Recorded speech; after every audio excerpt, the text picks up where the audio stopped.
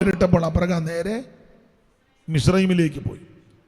മിസ്രൈം എന്ന് പറഞ്ഞാൽ ശപിക്കപ്പെട്ട സന്തതിയാണ്. നമ്മൾ രാവിലെ ചിന്തിച്ചു, നോഹയ്ക്ക് 3 മക്കൾ, ശേമും ഹാമും യാഫെത്തും. അതിലെ ഹാമിൻ്റെ വംശത്തിൽപ്പെട്ടതാണ് ഈ മിസ്രൈമിന്. ഹാമിന് 6 പുത്രന്മാർ, അങ്ങനെയല്ലയോ നമ്മൾ വായിച്ചത്? 6-ാം വാക്യം, 4 പേര്. ഹാമിന്റെ പുത്രന്മാർ ക്രൂശ്, മിസ്രയീം, പൂത്ത്, കനാൻ, 4 പേര്. അത് രണ്ടാമത്തവൻ മിസ്രയീം. ആ മിസ്രയീമിന് 6 പിള്ളേര്. അതാണ് 13-ാം വാക്യം. മിസ്രയീമോ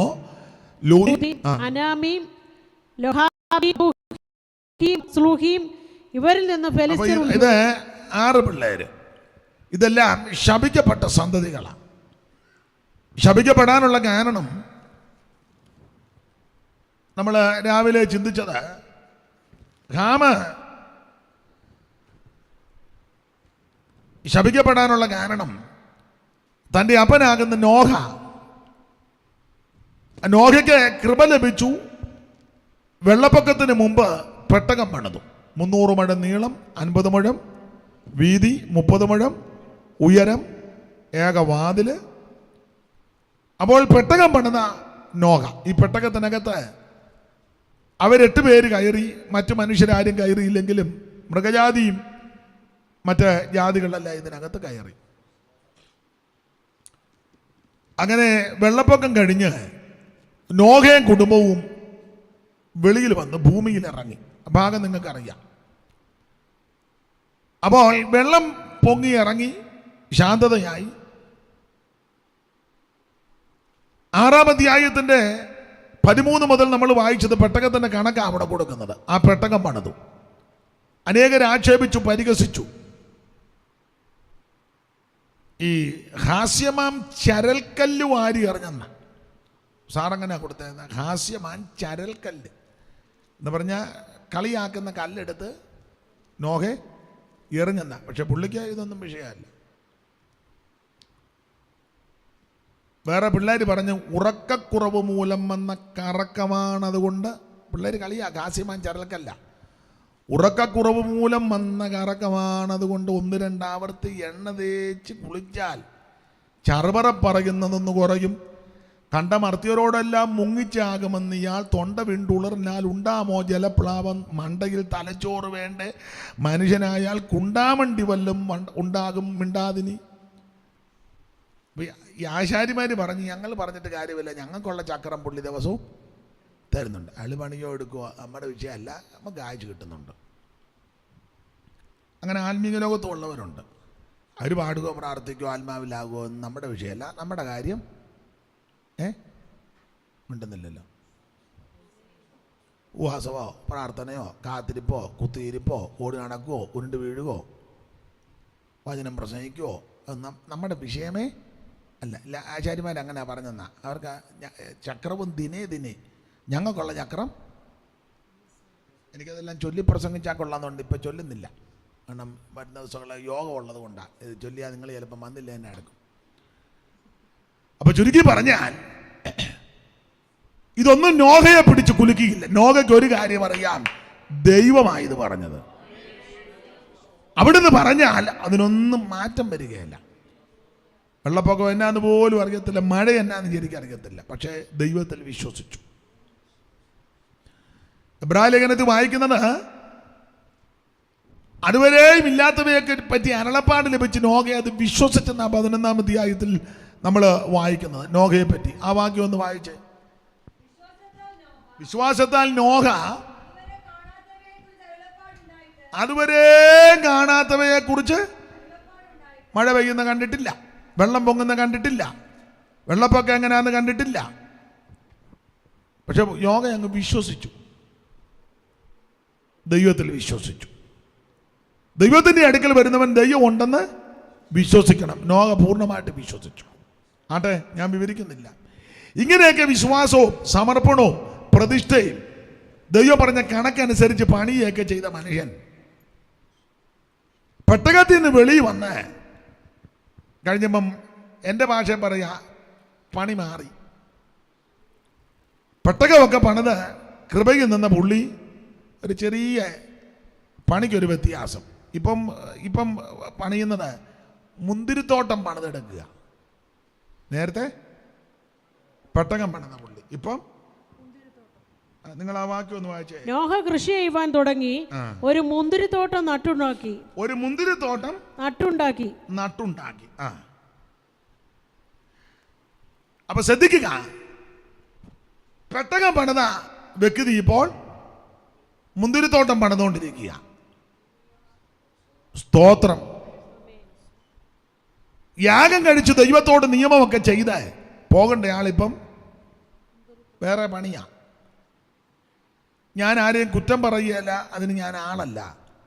സുവിശേഷ വേല ചെയ്ത അനേകരിപ്പോൾ ആ വേലയൊന്നും ചെയ്യാതിരിക്കുന്നവരുണ്ട്. അങ്ങനെയുള്ള ആരേലും എന്നെ കേൾക്കുന്നെങ്കിൽ ഇന്ന് രാത്രി പൂർണ്ണ തീരുമാനമെടുക്കണം. നീ കർത്താവിൻ്റെ വേലയ്ക്ക് സമർപ്പിച്ചതാ, ദൈവം നിന്നെ വിളിച്ചതാ. ചിലപ്പോൾ ഞെരുക്കം കാണും, ബുദ്ധിമുട്ട് കാണും, പ്രയാസമൊക്കെ ഉണ്ടില്ലെന്ന് ഞാൻ പറയത്തില്ല. പക്ഷേ ദൈവത്തിൽ വിശ്വസിക്ക്, കർത്താവിൻ്റെ വേല ചെയ്യ്, ദൈവം നിന്നെ അത്ഭുതകരമായി നടത്തും. നന്മ സുവിശേഷിക്കുന്നവരുടെ കാൽ എത്ര മനോഹരം. എനിക്കറിയാം, ഈ നാട്ടിലൊക്കെ നന്നായിട്ട് വേല ചെയ്ത പല ആൾക്കാരും വേറെ ചില നാടുകളിൽ ചെന്ന് വെറുതെ കുത്തിയിരിക്കുക. നട്ട്സും ഒക്കെ അടിച്ച്, ബദാം പരിപ്പും ഒക്കെ കുറിച്ച്. നിങ്ങൾക്ക് മനസ്സിലാകുകയല്ല. ഇവിടെ നന്നായിട്ട് വേല ചെയ്ത ആൾക്കാരാ, നല്ലതുപോലെ. സ്തോത്രം. പക്ഷെ ഇപ്പം പലർക്കും വേല ചെയ്യാനും പറ്റുന്നില്ല, അധ്വാനിക്കാനും പറ്റുന്നില്ല. അങ്ങനെയുള്ളവരെ കുറ്റം പറയുകയല്ല, ഇന്ന് രാത്രി ഒരു തീരുമാനമെടുക്ക്. സ്തോത്രം ആട്ടെ. അപ്പൊ ഇവിടെ മുന്തിരിത്തോട്ടം നട്ടുണ്ടാക്കി, കൃഷി ചെയ്യാൻ തുടങ്ങി. മുന്തിരിത്തോട്ടം നട്ടുണ്ടാക്കി. അതിൻ്റെ പരുവക്കേട് നിങ്ങൾ പിന്നീട് വേറെ പുസ്തകം വായിക്കുമ്പോൾ അറിയാം. പരുവക്കേട്. മുന്തിരിത്തോട്ടം നട്ടുണ്ടാക്കി, അവസാനം മുന്തിരി പറിച്ച് പാകമായപ്പോൾ പറിച്ച് ഇടിച്ച് പിഴിഞ്ഞ് ചക്കിനകത്തിട്ട് പിഴിഞ്ഞ് നല്ല ഒന്നാന്തരം വീഞ്ഞുണ്ടാക്കി. വിറ്റെന്നല്ല, പറ,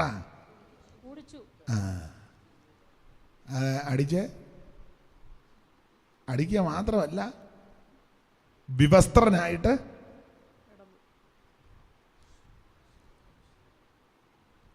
കൂടാരത്തിൽ സുബോധം നഷ്ടപ്പെട്ട് വിവസ്ത്രനായി. ഒരു ദൈവ പൈതൽ സുബോധത്തോടെ ജീവിച്ചോണം. വീട്ടിലാന്തേലും നാട്ടിലാന്തേലും എവിടെ ആന്തേലും സുബോധത്തോടെ ജീവിക്കണം. പൗലോസ് തീത്തോസിന്റെ ലേഖനത്തിൽ കൊടുത്തിരിക്കുന്ന പ്രയോഗം നമുക്കറിയാം. ഭക്തികേടും പ്രപഞ്ചമോഹങ്ങളും വർജിച്ചിട്ട് ഈ ലോകത്തിൽ സുബോധത്തോടും നീതിയോടും ദൈവഭക്തിയോടും കൂടെ ജീവിച്ചു പോരേണ്ടതിനത് നമ്മെ ശിക്ഷിച്ച് വളർത്തുന്നു. വായിച്ച 2:11 മുതൽ. ഭക്തികേടും, ശാന്തി അങ്ങനെ വായിക്കും, ഭക്തികേടും പ്രപഞ്ചമോഹങ്ങളും വർജിച്ചിട്ട് ഈ ലോകത്തിൽ സുബോധത്തോടും നീതിയോടും ദൈവഭക്തിയോടും കൂടെ ജീവിച്ചു പോരേണ്ടതിന് അത് നമ്മെ ശിക്ഷിച്ചു വളർത്തുന്നു. കണ്ടോ? ഇനി അതിനകത്തൊരു ആശയം നിങ്ങൾ ആ ഭാഗം പഠിക്കുമ്പോൾ അറിയാം. ഒന്ന്, മുന്തിരിത്തോട്ടം നട്ടുണ്ടാക്കി. ഇനി ഞാൻ എതിർക്കുന്നില്ല, പ്രാരാബ്ധവും ബദ്ധപ്പാട് കൊണ്ടായിക്കോട്ടെ. രണ്ടാമത്തെ കുഴപ്പടി, വീഞ്ഞ് പുള്ളി തന്നെ ഉണ്ടാക്കി. 3, അത് കുടിച്ചു. ഇതെല്ലാം പരുവക്കേടാ. 4, കൂടാരത്തിൽ വിവസ്ത്രനായിട്ട് കിടക്കുന്നു. ഇതെല്ലാം തെറ്റാ. എന്നല്ല, അത് തെറ്റാ. അപ്പോൾ തന്നെ ആ വീട് നടന്ന സംഭവം, നോഹ ഇങ്ങനെ വസ്ത്രം മാറി വിവസ്ത്രനായിട്ട് കിടക്കുന്നത് ചെറുക്കൻ കണ്ടു. ആര്?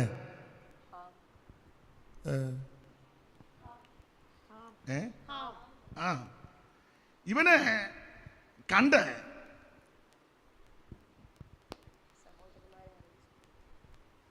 മറ്റ് 2 പേരെയും വിളിച്ച് അറിയിച്ചു. അങ്ങനെ അവിടെ എഴുതിയേക്കുന്നത്. വെളിയിൽ ചെന്ന് തന്റെ 2 സഹോദരന്മാരെ അറിയിച്ചു. അവനതിലെ വീഞ്ഞു കുടിച്ച് ലഹരി പിടിച്ച് തന്റെ കൂടാരത്തിൽ വസ്ത്രം നീങ്ങിക്കിടന്നു. കനാന്റെ പിതാവായ ഹാം പിതാവിന്റെ നഗ്നത കണ്ട് വെളിയിൽ ചെന്ന് തൻ്റെ 2 സഹോദരന്മാരെയും അറിയിച്ചു എന്ന് പറഞ്ഞാൽ ഇവന്റെ കുഴപ്പടിയാണെന്ന് വെച്ചാൽ ഇവൻ ന്യൂസ് കൊടുക്കുന്നവനാ. അങ്ങനെയുള്ള ആൾക്കാർ സഭകൾക്കകത്തുണ്ട്. സഭയ്ക്കകത്തെ കാര്യം വെളിയിൽ ചെന്ന് മിണ്ടുന്നില്ല. അങ്ങനെ ആ വാക്യം നിങ്ങൾ വായിച്ച, നിങ്ങൾ വേറെ പുസ്തകത്തിലായതുകൊണ്ട് ലജ്ജിക്കാതെ അങ്ങ് വായിച്ച വേറെ പുസ്തകത്തിൻ്റെ കാര്യമല്ലേ, ഞാനിപ്പോൾ ഇവിടെ നിന്ന് എഴുതിയൊന്നും അല്ലല്ലോ. വായിച്ചേ 22-ാം വാക്യം. 22. കനാന്റെ പിതാവായ ഹാം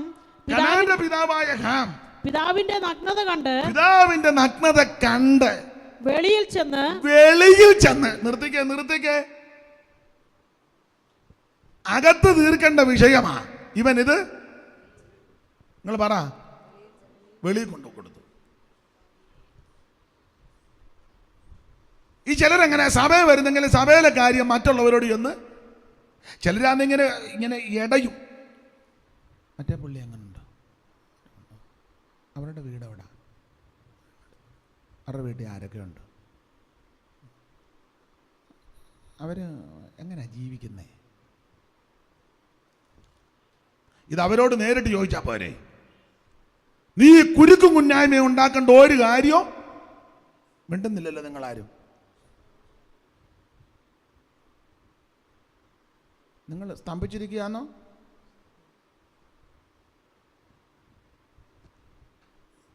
അവര് അപ്പനും മക്കളും ഒക്കെ രമ്യതയിലാണോ?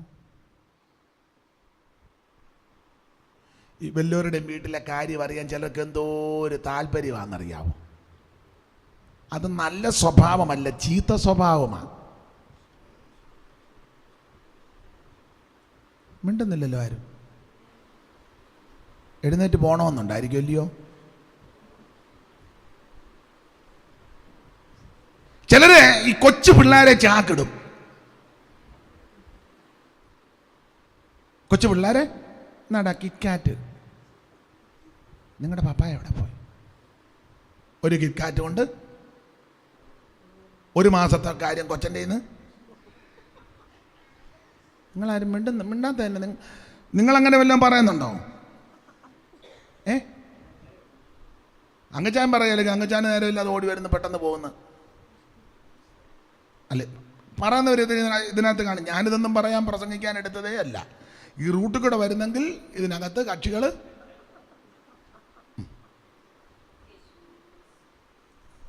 ചിലർ അതിനായിട്ട് തന്നെ കുത്തിയിരിക്കുന്ന ആൾക്കാരുണ്ട്. വല്ലവരുടെ വിഷയം, അവരുടെ വീട്ടിൽ എന്തെല്ലാം വിഷയമുണ്ടെന്നറിയാമോ? ഇല്ലേ? അവരുടെ വീട്ടിൽ കുടിയനുണ്ട്, വെറിയനുണ്ട്, കൊള്ളുകേലാത്തവനുണ്ട്, വഴിവിട്ട് നടക്കുന്നവനുണ്ട്, കൽപ്പനാലംഘനം നടത്തുന്നവനുണ്ട്, 7-ാം കൽപ്പന ലംഘിക്കുന്നവൻ. മിണ്ടുന്നില്ലല്ലോ ആരും. അതെല്ലാം കടക്കുക മറ്റൊരുത്തന്റെ വിഷയം.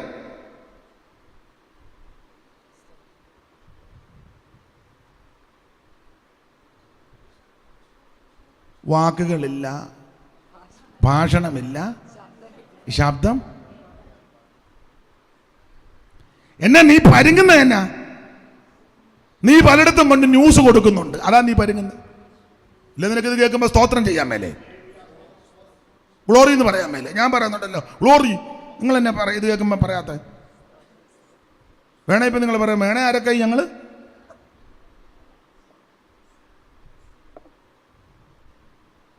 കനാന്റെ പിതാവായ ഹാം വീട്ടിനകത്തെ വിഷയം വെളിയിൽ കൊണ്ട് കൊടുത്തു. നിനക്ക് മുട്ടായി തന്നും, നെല്ലിക്ക തന്നും, പൂവമ്പഴം തന്നും, മാങ്ങ തന്നും, തേങ്ങ തന്നും, ചക്ക തന്നും, ചക്കച്ചുള തന്നും നിന്റെ വീട്ടിലെ കാര്യം ചോർന്നെടുക്കും. മിണ്ടുന്നില്ലല്ലോ. പിന്നെ ഞാൻ എഴുന്നേക്കല്ലാതെ രക്ഷ.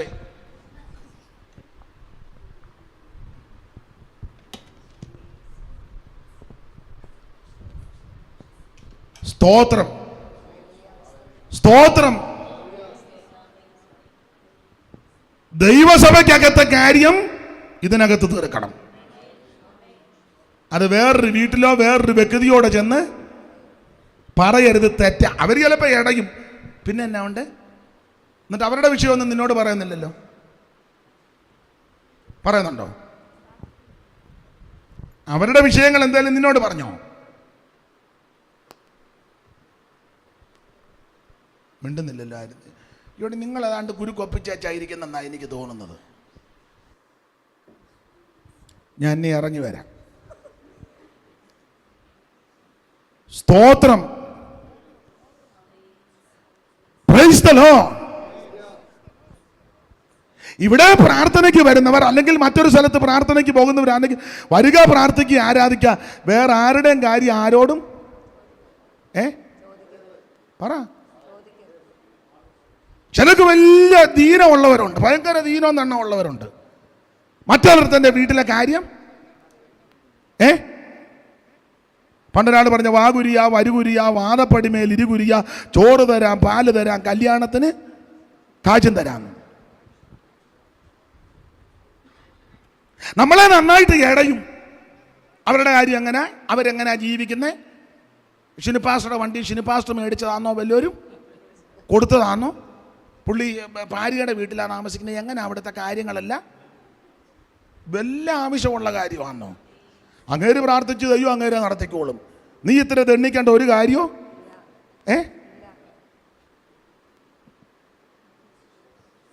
സ്തോത്രം. നിങ്ങളെല്ലാവരും എന്നെ നോക്കണം. എനിക്ക് ഈ മുഖഭാവം കാണുമ്പോൾ അറിയാം ആരായതിനകത്ത്.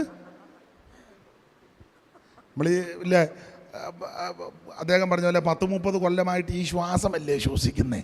അപ്പം ഏകദേശം ആൾക്കാരെയൊക്കെ കാണുമ്പം ഇതിനകത്ത് മനോരമയുടെ ഏജൻ്റ് ഏതാ, മാതൃഭൂമിയുടെ ഏജൻ്റ് ഏതാ, തനിനിറം കൃഷ്ണപിള്ളയുടെ തനിനിറം, അത് മുഴുവൻ വേറെ വിഷയമാണ്. തനിനിറം, ഇതിനകത്ത് തനിനിറം ഏതാ? സ്തോത്രം, സ്തോത്രം, സ്തോത്രം. ചിലക്കാരനെ വലിയവരുടെയും കാര്യം ചർച്ച ചെയ്യുന്നത് ഭയങ്കര ഇഷ്ടമാണ്. അവർക്ക് അമൃത് കഴിക്കുന്നത് പോലെ. അവരുടെ പരിക്കകത്തും വീട്ടിനകത്ത് എന്തെല്ലാം പ്രശ്നങ്ങളാണ്, എന്തെല്ലാം വിഷയങ്ങൾ, ഇഷ്ടം പോലെ വിഷയങ്ങളാണ്. നമ്മൾ അറിയുന്നില്ലെന്നേ ഉള്ളൂ. മുഴുവൻ കുരുക്ക അതിനകത്ത്. എന്നാലും മറ്റുള്ളവരുടെ കാര്യം സ്തോത്രം. ഞാൻ ഈ ഭാഗത്ത് ഇത് പ്രസംഗിക്കാൻ വേണ്ടി വന്നതല്ലേ, വാക്യം എടുത്തപ്പം പ്രകാശിച്ച്, അങ്ങനെ എൻ്റെ രീതി അങ്ങനെ തന്നെ. സ്തോത്രം. എന്നെ കേൾക്കുന്ന ദൈവമക്കളോട് പറയാം,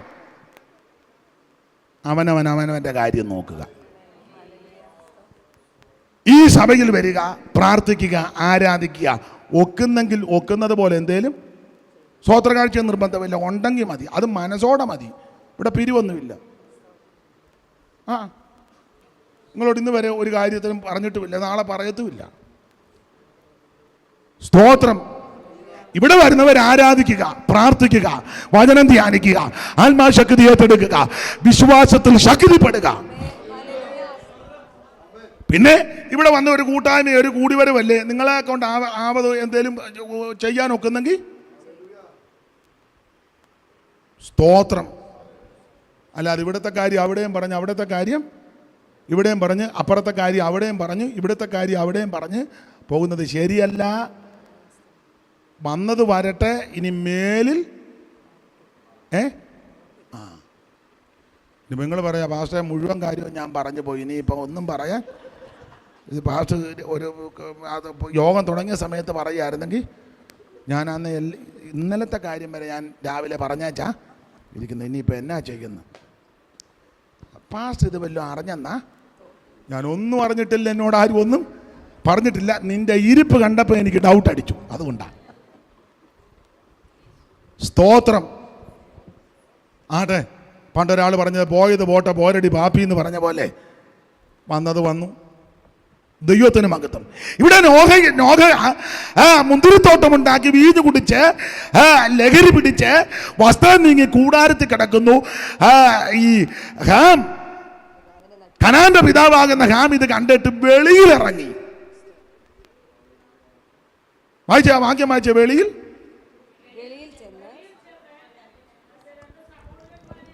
എങ്ങനുണ്ട്? പുള്ളിക്ക് വരുന്ന പങ്കപ്പാട്. വെളിയിൽ ചെന്നു, രണ്ടുപേരെയും ഫോൺ ചെയ്ത് പെട്ടെന്ന് വാ, ഒരു സംഭവം ഉണ്ട്, ഓടി വാ, ലൈവാ. എന്തൊരു അക്രമമാണെന്ന് ഓർത്തോണം. ലൈവാ, പെട്ടെന്ന് വരാൻ.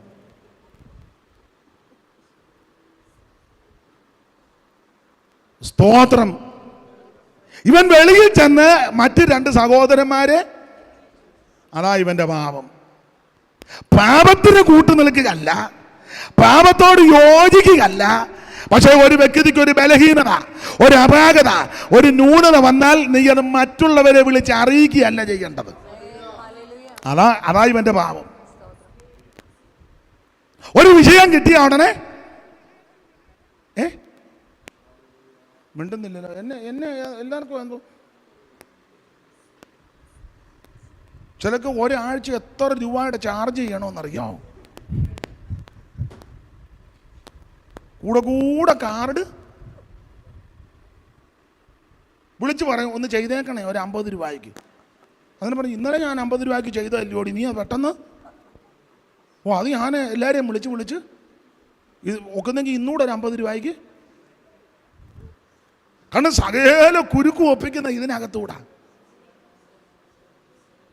ചെല്ലു പിന്നെ കുരുക്ക് ഒപ്പിക്കാൻ റബ്ബർ തോട്ടത്തിൽ പോയി നിന്ന് പറയും. അല്ലെ നല്ല വീടാന്ന് ടെറസിൻ്റെ മണ്ടേ കയറും.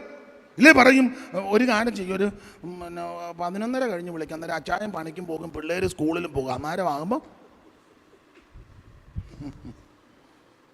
എന്ത് അത്യാവശ്യ കേസാന്ന് അറിഞ്ഞില്ലേ? ഇവന് പറ്റിയ കുഴപ്പടി അപ്പൻ ചെയ്തത് തെറ്റ്. കുടുംബത്തിന്റെ നാഥൻ ഇത് പാടില്ല. എന്നാൽ മകൻ ഇത് കണ്ടു, അതിന് കൂട്ടു നിൽക്കണമെന്നല്ല.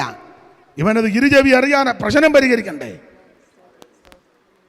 ഇരുചെവി അറിയാതെ പ്രശ്നം അതാ ചെയ്യേണ്ടത്. ഇവനുടനെ അത് ഈ പഴമക്കാരൊരു പഴഞ്ചൊല്ല് പറയും, ചൊറി കുത്തി സമുദ്രമാക്കി. വെറും ഒരു ചൊറിയ, ഇത് കുത്തി ഈ ചില സഭയിലൊക്കെ നിങ്ങൾക്കറിയത്തില്ല, ചില സഭയിലൊക്കെ കമ്മിറ്റി ഭയങ്കര അടിയന്തര കമ്മിറ്റി വിഷയം പറഞ്ഞു വരുമ്പോൾ എന്നതാ, സാമ്പാറിൻ്റെ കഷണം ചെറുതായിപ്പോയി, അതാ വിഷയം. പാപ്പച്ചായം പറഞ്ഞു മുഴുത്ത കഷണം ഇടാൻ, തങ്കച്ചായം പറഞ്ഞു ചെറിയ കഷണം, ഇതാ വിഷയം. ചെറിയ വിഷയം.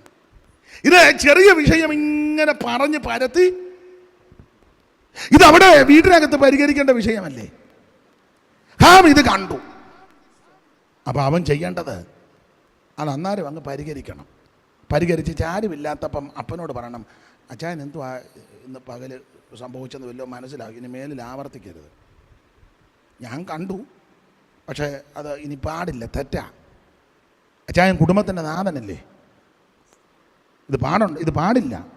പിന്നെ ജയമും അറിഞ്ഞിട്ടില്ല, യാവത്തും അറിഞ്ഞിട്ടില്ല, ഞാൻ പറയാനും പോകുന്നില്ല, മേലിൽ ആവർത്തിക്കരുത്. അത് അവിടം കൊണ്ട് തീരും. പണ്ട് ഞങ്ങൾക്കൊരു കൊച്ചമ്മ ഉണ്ടായിരുന്നു, എൻ്റെ അമ്മയുടെ അമ്മാച്ചൻ്റെ ഭാര്യ, മിടുക്കിയ, നല്ല വിവേകമാണ്. അപ്പം ഞാൻ പണ്ട് പറഞ്ഞാന്നാ തോന്നുന്നത്, അതിൽ ഒന്നുകൂടെ പറയുക. മൂത്ത മകൻ കല്യാണം കഴിച്ച് 8 മക്കളാണ്, 5 ആണും 3 പെണ്ണും. അതിൽ മൂത്ത മകൻ കല്യാണം കഴിച്ച് പഴയ വീടാണ്, ഈ പുല്ല് കിഴക്കനാട്ടിലുണ്ടല്ലോ പുല്ല്, അപ്പോൾ പുല്ല് കൊണ്ട് മേഞ്ഞ വീട്. പക്ഷേ ഇപ്പോൾ ഓർക്കുന്ന കൊച്ചുനാളി അവിടെ പോകണ്ട, 3 മുഴുത്ത മുറി, പുറകിലൊരു ചാർത്ത്, അടുക്കള, നെടുനീളത്തി ഒരു തിണ്ണയുടെ അങ്ങേ മൂലയ്ക്ക് ഒരു ചെറിയ മുറി, അതാ ഈ മൂത്ത മകൻ്റെ മുറി. അപ്പോൾ ഈ വിവാഹം കഴിഞ്ഞ് ഈ അമ്മച്ചി വെളുപ്പിന് എഴുന്നേക്ക് നാമം ജപിക്കും, വിളക്കുമൊക്കെ കത്തിച്ച് അവിടെ നിന്ന് നാമം ജപിക്കും. നാമജപം കഴിഞ്ഞ് ഹിന്ദുക്കളാണ് മുറുക്കും അതിരാവിലെ. അപ്പം അങ്ങനെ അവിടുത്തെ ചിട്ട. അപ്പോൾ ഇളയ മകളുണ്ട്, ഇളയ മകൾ കാപ്പിയിട്ട് അമ്മയ്ക്കും അപ്പനും വീട്ടിലുള്ളവർക്കെല്ലാം കട്ടൻ കാപ്പി, കിഴക്കനാടല്ലേ നല്ല തണുപ്പുമൊക്കെ ഉള്ളതുകൊണ്ട് കട്ടൻ കാപ്പിയൊക്കെ കൊണ്ട് കൊടുക്കും. അപ്പോൾ ഈ മൂത്ത മകൻ വിവാഹം ചെയ്തു, ശിവൻകുട്ടി. വിവാഹമെല്ലാം കഴിഞ്ഞ് പുള്ളിയുടെ മുറിയായി തിണ്ണയോട് ചേർന്ന് ഞാൻ പറഞ്ഞല്ലോ മുറിക്കകത്ത് ഭാര്യയും ഭർത്താവും വിശ്രമിച്ചു. അപ്പോൾ അവിടുത്തെ നടപ്പനുസരിച്ച് പെണ്ണിൻ്റെ വീട്ടിൽ നിന്ന് ഇവിടെ വന്ന് അന്ന് രാത്രി വിശ്രമിക്കുക. അപ്പം അതിരാവിലെ ഇളയ മകൾ പതിവ് പോലെ കാപ്പി ഇട്ടു. കാപ്പിയിട്ട് എല്ലാവർക്കും കൊടുത്തു, അമ്മയ്ക്കും കൊണ്ട് തിണ്ണയെ കൊടുത്തു. അപ്പൻ എഴുന്നേറ്റില്ല. അപ്പം അമ്മയ്ക്ക് തന്നെ കുറിച്ച് വേറെ 2 അന്നൊക്കെ ഈ കോപ്പ കുപ്പിക്കോപ്പയെന്ന് പറയും, ചെറുത്. അപ്പം കുപ്പിക്കോപ്പയ്ക്കകത്ത് കാപ്പി കൊണ്ടുവന്ന് വെച്ച് മൂത്ത ആങ്ങള കിടക്കുന്ന അവിടെ വലിയ വാദപ്പടിയ അവിടോട്ട് കൊണ്ട് വെക്കാൻ നേരത്ത് അമ്മ ചോദിച്ചു, എന്താ വന്നു ഇല്ല ചേട്ടൻ്റെ കാപ്പി അതങ്ങ് എടുത്തുകൊണ്ട് പൊക്കോളാൻ പറഞ്ഞു. എന്നാൽ പുള്ളി വിവാഹം കഴിച്ചല്ലോ. എന്നിട്ട് അമ്മ ആ തിണ്ണയിൽ അങ്ങേ മൂലയിൽ എവിടെ ഇരുന്നു. കുറേയേറെ സമയം കഴിഞ്ഞപ്പോൾ ഇവർ 2 പേരും മോനും മരുമകളും എഴുന്നേറ്റ് വന്നു. ദിനചര്യകളെല്ലാം കഴിഞ്ഞു, കാപ്പിയൊക്കെ കുടിച്ചു. എല്ലാം കഴിഞ്ഞ് എല്ലാവരും അങ്ങോട്ടും ഇങ്ങോട്ടും പിരിഞ്ഞപ്പോൾ ഈ അമ്മ മൂത്ത മരുമകളെ അടുക്ക വിളിച്ചു. സ്നേഹത്തിൽ, നല്ല വിവേകമുള്ള അമ്മയാണ്, സ്നേഹത്തിൽ വിളിച്ചു, മോളെ ഇനി വന്നേന്ന് പറഞ്ഞ്. അപ്പോൾ ഈ പാക്കൊന്ന് വെട്ടിത്തരാൻ പറഞ്ഞു. പാക്ക് അപ്പം നുറുക്കിക്കൊണ്ടിരുന്നപ്പോൾ ഈ അമ്മ മകളോട് പറഞ്ഞു, പിന്നെ പിന്നെ ശിവൻകുട്ടി തങ്കച്ചാനും കൂടെ കേൾക്കാൻ വേണ്ടിയാണ്, അല്ല ഞാൻ അവിടെ നിന്നാൽ തങ്കച്ചാൻ തുറക്കാനാണ്. അപ്പം ശിവൻകുട്ടി വിവാഹം കഴിക്കുന്നതിന് മുമ്പ് ഇളയ പെങ്ങൾ കാപ്പിയൊക്കെ ഇട്ട് കൊണ്ട് കൊടുക്കുമായിരുന്നു. അങ്ങനെ ഇവിടുത്തെ രീതിയാണ്, മൂത്താങ്ങളയല്ലേ. അപ്പം ഇനി അത് വേണ്ട, സ്നേഹത്തില്ല, ഇനി മോള് കാപ്പി ഇടണം. വെളുപ്പിനെ എഴുന്നേറ്റ് മരുമകൾക്ക് ഗുണദോഷം കൊടുക്കുക, മോള് കാപ്പി ഇടണം. ഇട്ടിട്ട് 4 ഗ്ലാസ് കാപ്പി മതി. 1 നിൻ്റെ ഭർത്താവിന്, എൻ്റെ മൂത്ത മകന്, 1 നിനക്ക്, 2 എണ്ണം എനിക്കും അപ്പനും. ബാക്കിയുള്ളവർക്കൊക്കെ ഇളയത്തങ്ങൾ പിന്നിട്ട് കുടിച്ചോളും. മോളിന് എന്നും രാവിലെ 4 ഗ്ലാസ് കാപ്പി, 2 എണ്ണം നിങ്ങൾക്ക് 2ഉം, 2 എണ്ണം ഞങ്ങൾക്ക് അപ്പനും അമ്മയ്ക്കും. അതിന് നാളെ മുതൽ ചെയ്യണം. പിന്നെ അവർ ഇട്ട് കുടിച്ചോളും. പിന്നെ അടുത്ത ഡയലോഗാണ്, പിന്നെ ഈ പറഞ്ഞ കാര്യം നമ്മൾ 2 അറിഞ്ഞാൽ മതി, ശിവൻകുട്ടി അറിയണ്ടെന്ന് പറഞ്ഞു. ഈ പറഞ്ഞ കാര്യം നമ്മൾ 2 അറിഞ്ഞാൽ മതി, അവനും. മരുമകളും മിടുക്കി ആരോടും പറഞ്ഞില്ല. അവസാനം ഈ അമ്മയും മരുമകളുമായിരുന്നു ഭയങ്കര യോജിപ്പ്. ആ അമ്മയുടെ വിവേകവും ആ മരുമകളും അതിന് ഹിതപ്പെട്ടെന്നുള്ളതാണ്. എന്നോടൊരിക്കൽ പറഞ്ഞ് ഞാൻ മരണം വരെ പറഞ്ഞിട്ടില്ലായിരുന്നെന്ന്. എന്ത് പിള്ളേരുടെ എന്ത് നല്ല തന്മയത്തമായിട്ട് പ്രശ്നം ഇല്ലേ? നിങ്ങൾക്ക് മനസ്സിലാകാഴിയാണോ? പിന്നെ നിങ്ങൾ വല്ലാതിരിക്കുന്ന മനസ്സിലാകാത്ത രീതി. അയാളെന്താ എന്ന് പറയുന്നത്? ആ കാപ്പിയുടെ ചരിത്രം എന്നാണ്. ആ പ്രശ്നം പരിഹരിച്ചത് കണ്ടോ? ആ വീട്ടിൽ അലോഹ്യം ഉണ്ടായില്ലല്ലോ.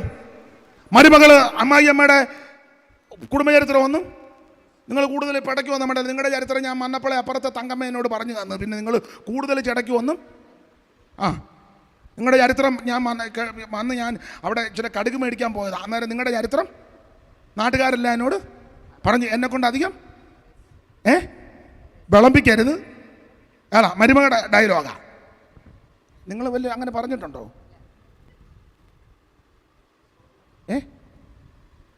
നിങ്ങൾ എന്നാ പറയുക, നിങ്ങൾ ഇതെല്ലാം കണ്ട് ഞരങ്ങിയിരിക്കുക, അല്ല എന്നാ ചെയ്യാൻ. രണ്ടുകൂടെ കടന്ന് കൊമ്പ് കൊടുക്കുന്ന കണ്ട് അയ്യമേ. മനസ്സിലാകുന്നുണ്ടോ? മരുമകൾ അമ്മായിമ്മയോട് പറയുക, ഞാൻ വന്നതിൻ്റെ പിറ്റേന്ന് നിങ്ങളുടെ ചരിത്രമല്ല എന്നോട് നാട്ടുകാർ ഉടനെ അമ്മായിയമ്മ മരുമകളോട് നിന്റെ ചരിത്രവും നാട്ടുകാരെന്നോട്.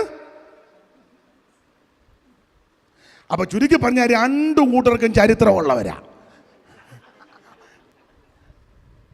നമുക്ക് ഇളംകുളം കുഞ്ഞപ്പിള്ളയെ കൊണ്ട് ഇവരുടെ ചരിത്രം ഒന്ന് എഴുതിച്ച പുള്ളിയല്ലേ കേരള ചരിത്രമൊക്കെ എഴുതിയ ആളല്ലേ. അപ്പൊ ഇവരുടെ 2 പേരുടെയും ചരിത്രം ഒന്ന് എഴുതുക. അന്നേ ഞങ്ങളുടെ വെളിയനാട്ടെ കൊച്ചായൻ്റെ ഉപ്പാപ്പനുണ്ടായിരുന്നു. ഉപ്പാപ്പൻ പണ്ട് ഒരു ചരിത്രം പറഞ്ഞു. അതെനിക്ക് പൊതുവെ പറയാനൊക്കത്തില്ല. ഉപ്പാപ്പൻ മകനോട് പറയാ, കുഞ്ഞുമോനെ, ഈ പഞ്ചായത്തിൽ വഴി വിട്ട് നടന്നവരുടെ ലിസ്റ്റ് ഞാൻ തരാം, 200 പേജിൻ്റെ ബുക്ക് മേടിച്ചോളാം. ഒരു പേപ്പറിൽ എഴുതാനല്ല പറഞ്ഞേ, 200 പേജിൻ്റെ ബുക്ക്. അതുപോലെ ആൾക്കാരുണ്ട് പുള്ളിക്ക്. അതല്ല 200 പേജിൻ്റെ ബുക്കിനകത്തൊരു 450 പേരുടെ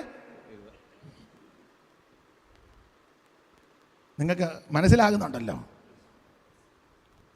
നിന്റെ വീട്ടിനകത്തെ പ്രശ്നം വീട്ടിനകത്ത് തീർക്കണം.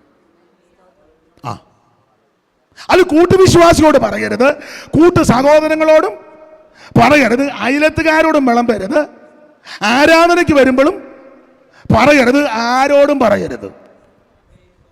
പാസ്റ്ററോടും അധികം പറയാതിരിക്കുന്നതാ. എല്ലാ പാസ്റ്റർമാരും ഒന്നും അത്ര വിശ്വസ്തരൊന്നുമല്ല.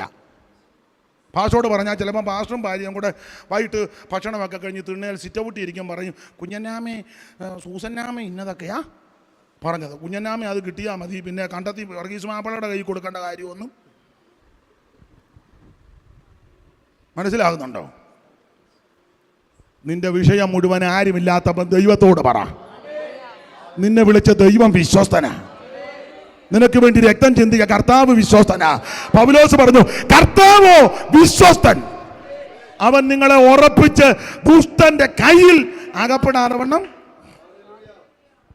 ഈ ഭർത്താവിൻ്റെ കുറ്റം അല്ലെ ഭാര്യയുടെ കുറ്റം മറ്റൊരാളോട് ഭാര്യയോ ഭർത്താവോ പറഞ്ഞു എന്ന് വെച്ചാൽ രണ്ടുപേരും കൂടെ ഇതെല്ലാം യോഗം കഴിഞ്ഞിട്ട് ബൈക്കേ പോകുന്ന കാഴ്ചയാണ്.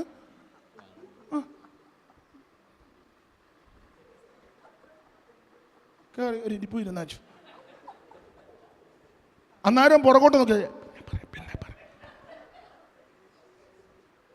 നീ എന്തിനാ ഇതിനകത്ത് ഇല്ലേ ഞണ്ടിരിക്കും പോലെ അള്ളിപ്പിടിച്ച്? മനസ്സിലാകുന്നുണ്ടോ? അപ്പം നാട്ടുകാർ പഠിക്കും, ഇവിടെ ഇവളല്ലയോ മിനിഞ്ഞാന്ന് അയാളെ പറ്റി ഡാഷ് ഡാഷ് 3 പ്രാവശ്യം പറഞ്ഞത്. അവനെ പറ്റി പറയും, ഇവനല്ലയോ അവളെ പറ്റി അവൾ ഡാഷ് ആന്ന്. എന്നിട്ട് രണ്ടുപേരോട് ഇപ്പം ഐസ്ക്രീം ഞുണഞ്ഞ് കടല തലേന്ന് പറഞ്ഞ എന്നതാ, അവിടെ കുടലെടുക്കുവന്ന്, പിറ്റേന്ന് കടല, തലേന്ന് എന്നെ എല്ലാവർക്കും ഒരു പരുങ്ങൽ പോലെ. സ്തോത്രം. നാടൻ ഭാഷ പറഞ്ഞ നാക്കും ചുണ്ടും അടക്കി വെക്കണം. ദൈവത്തിന് മഹത്വം. ഞാൻ ദൈവമക്കളോട് ഇപ്പം നിങ്ങളോട് മാത്രമല്ല, ഓൺലൈനിൽ ധാരാളം പേരുണ്ട്. നിന്റെ വീട്ടിലെ വിഷയം നിന്റെ വീട്ടിൽ തീർക്കണം. അപ്പുറത്തെ വീട്ടിൽ കൊണ്ട് കൊടുക്കരുത്, അന്യൻ്റെ കൈ കൊണ്ട് കൊടുക്കരുത്. പന്ത് നിന്റെ കോർട്ട് തന്നെ കാണണം. ഒറ്റയടിക്ക് അപ്പുറത്തെ വീട്ടിലോട്ടിട്ട് അവൻ ചാറ് പറയാന്ന് അടിക്കുക. അവൻ അടിച്ച് തീർന്നപ്പോൾ അവൻ അടിച്ച് അപ്പുറത്തെ വീട്ടിലോട്ട് അവനും കയറി അടിച്ചിനും പന്ത് നിന്റെ കൈ കിട്ടത്തുമില്ല. അവിടെ അടി നടന്നുകൊണ്ടിരിക്കുക. നിങ്ങൾക്ക് മനസ്സിലായി കാണും. അതെ, നമ്മുടെ വിഷയത്തിലേക്ക് വരാം. അതായിരിക്കും നല്ലത്. നിങ്ങളിപ്പോൾ പ്രാർത്ഥിക്കുന്നത് ദൈവമേ അയാളുടെ നാവിനെ ബന്ധിക്കണേ, പെട്ടെന്ന് ഇരുത്തണേ, സിംഹത്തിൻ്റെ നാവിനെ ബന്ധിച്ച ദൈവമേ സ്തോത്രം. ഇന്ന് രാത്രി അങ്ങേരുടെ നാവിനെ ആവുന്ന ഇവിടെ ഏക്കുകയല്ല, നീ പ്രാർത്ഥിക്കും തോറും എനിക്ക് മൂച്ചു കൂടിയാ വരുന്നത്. സ്തോത്രം. അപ്പം ശ്രദ്ധിക്കുക, ഈ ഹാം ഇത് കണ്ട് പുറത്തിറങ്ങി വെളിയിലിറങ്ങി മറ്റു 2 സഹോദരന്മാരെ വിളിച്ചറിയിച്ചു. അതാ അവൻ്റെ ഏറ്റവും വലിയ തെറ്റ്. ഈ അപ്പൻ്റെ കെട്ട് വിട്ടപ്പോൾ അപ്പൻ ഉണർന്നപ്പോൾ ഈ ചെറുക്കൻ ചെയ്തതെല്ലാം അപ്പൻ അറിഞ്ഞു, ശപിച്ചു. ഹാമ ചെയ്തെങ്കിലും ശാപത്തിൻ്റെ പ്രയോഗം വന്നത് കനാൻ ശപിക്കപ്പെട്ടവൻ. ഇങ്ങനെ ഈ ഹാമിൻ്റെ സന്തതിയിൽപ്പെട്ടതാണ് ഹാമിൻ്റെ പുത്രന്മാർ കൂശ, മിസ്രയി, പൂത്ത്, കനാൻ. 4 എണ്ണം. അല്ലെ ക്രൂശിൽ നിന്ന് ഇതെല്ലാം കുഴപ്പടിയായി. ഈ ഒരൊറ്റ ക്രൂശിൽ നിന്ന് ജനിച്ചതാണ് നിമ്രോദ്. അവനാണ് ലോകത്തിലെ ആദ്യത്തെ നായാട്ട് വീരൻ. അങ്ങനെ കൂശ് നിമ്രോദിനെ ജനിപ്പിച്ചു. അവൻ ഭൂമിയിൽ ആദ്യ വീരനായിരുന്നു. ആദ്യത്തെ വീരനായിരുന്നു. അവൻ യഹോവയുടെ മുമ്പാകെ നായാട്ട് വീരനായിരുന്നു. നായാട്ട് വീരൻ കണ്ടോ? ഒരപ്പനൊപ്പിച്ച മെനകേട്. സ്തോത്രം. നിമ്രോദ്. പിന്നെ അതിൽ നിന്ന് സെമിറാമീസ് അറിയാമല്ലോ, കൊച്ചൻ തമ്മൂസ്. ആ തള്ളയും കൊച്ചും കൂടെ ആ നിൽക്കുന്ന ബാബിലോണിയ മതം. അതാ ഇവിടെ എടുത്ത് വെച്ച് അമ്മയും കൊച്ചുവാന്നും പറഞ്ഞ് ഇവിടെ കിടന്ന് ഈ കളിയെല്ലാം കളിക്കുന്നത്. തമ്മൂസും സെമിറാമീസും ആട്ടെ, ആ ഭാഗത്തേക്കൊന്നും ഞാൻ പോകുന്നില്ല. കുഴപ്പടി കണ്ടോ, എന്തെല്ലാം പ്രശ്നങ്ങളാണ്. സ്തോത്രം. അങ്ങനെ ആ സൂര്യാരാധന, വഴിവിട്ടുള്ള ജീവിതം, ഇങ്ങനെയുള്ള ഈ മിസ്രൈമിലേക്ക് അബ്രഹാം പോയി. അവിടെ നമുക്ക് വരാം. അപ്പൊ അബ്രഹാം ദൈവത്തിന്റെ വിളി കേട്ട് ഇറങ്ങിയെങ്കിലും ഒരു ചെറിയ ക്ഷാമം വന്നപ്പോൾ നേരെ മിസ്രൈമിലേക്ക് പോയി. 10-ാം വാക്യം ഒന്നുകൂടെ വായിച്ചേ, 12:10. ദേശത്ത് ക്ഷാമമുണ്ടായി, ദേശത്ത് ക്ഷാമം കഠിനമായി തീർന്നത് കൊണ്ട് അബ്രഹാം നേരെ മിസ്രൈമിൽ ചെന്ന് പാർക്കാൻ അവിടേക്ക് പോയി. അതാണ് അബ്രഹാമിൻ്റെ ജീവിതത്തിലെ ബലഹീനത എന്ന് പറഞ്ഞു. ഇനിയിപ്പോൾ ഞാൻ വിശ്വാസികളുടെ പിതാവിനെ ആക്ഷേപിച്ചെന്ന് ഒരു വേണ്ട, ബലഹീനത. സ്തോത്രം. നേരെ അബ്രഹാം മിസ്രൈമിലോട്ട് പോയി. അപ്പോൾ ഈ മിസ്രൈമിൽ പോയപ്പോൾ അബ്രഹാം സാറായോട് പറഞ്ഞു, നീ അവിടെ ചെല്ലുമ്പോൾ എൻ്റെ ഭാര്യയാണെന്നൊന്നും പറയരുത്, എൻ്റെ ഭാര്യയാണെന്നൊന്നും പറയരുത്, നമ്മളൊരു അഡ്ജസ്റ്റ്മെൻറ്റിൽ ഇങ്ങനെ ജീവിക്കുകയാന്ന്. മിണ്ടുന്നില്ലല്ലോ. വായിച്ചേ, ആ വാക്യം വായിച്ചേ. മിസ്രയീമിൽ എത്തുമാറായപ്പോൾ അവൻ തന്റെ ഭാര്യ സാറായിയോട് പറഞ്ഞത്, ഇതാ നീ സൗന്ദര്യമുള്ള സ്ത്രീ എന്ന് ഞാൻ അറിയുന്നു, ഞാൻ കാണുന്നു. കാരണം നീ ഭയങ്കര സൗന്ദര്യമാണ് നിനക്ക്. സാറായി എന്ന വാക്കിന്റെ അർത്ഥം രാജകുമാരി എന്നാണ്. അത് ജന്മസിദ്ധമായി കിട്ടിയ സൗന്ദര്യമാണ്. നമ്മൾ സൗന്ദര്യം ഉണ്ടാക്കാൻ ബ്യൂട്ടി പാർലറിൽ പോകുന്നു, ഇല്ല പിരിയം, അതിനെന്നാ പറയുന്നത്, പിരിയം ഇങ്ങനെ എന്താ ത്രെഡ് ചെയ്യുന്നു. നമ്മുടെ സാറ അങ്ങനെ പിരിയം ത്രെഡ് ചെയ്യുന്നു. സ്തോത്രം. പിന്നെ മുടി കറുപ്പിക്കുന്നു. നിങ്ങളുടെ കാര്യം, നിങ്ങളങ്ങനെ ചെയ്യുന്നുണ്ടെങ്കിൽ നിങ്ങളുടെ കാര്യമാണ്. നിങ്ങൾ ചെയ്യുന്നില്ലേ നിങ്ങളുടെ കാര്യമല്ല, ചെയ്യുന്നവരുടെ കാര്യമാണ്. ചെയ്യുന്ന ആരെങ്കിലും ഓൺലൈനിലോ ഇവിടെ ഉണ്ടെങ്കിൽ നിങ്ങളുടെ കാര്യമാണ്. പേര് അറിയാറുന്ന ഞാൻ നിങ്ങളുടെ പേര് സഹിതം. എന്നാ അബ്രഹാമിന്റെ ഭാര്യ സാറായി രാജകുമാരിയാ, നല്ല സൗന്ദര്യമാണ്. നമ്മൾ പലരും കൃത്രിമമായിട്ട് സൗന്ദര്യം വരുത്തുക. എന്ത് ബെനക്കേടാന്നറിയാവോ? ആ കടലമാവ് രാത്രി കുറുക്കണം, അത് മൊത്തം മുഖത്ത് തേക്കണം, തേച്ചേച്ച് കസേര അനങ്ങാതെ ഇരിക്കണം. എന്ത് ബെത്തപ്പാടാന്ന് ഓർത്തണം. അത് എത്ര സമയം കളയുമ്പോഴാണ് കഴിയുന്നേ? അരമണിക്കൂറോ 1 മണിക്കൂറോ? ഇപ്പം ആരും ചെയ്യുന്നില്ല. സ്തോത്രം. ഇപ്പം ആർക്കും ഒന്നും എന്ത് ബെത്തപ്പാടാ.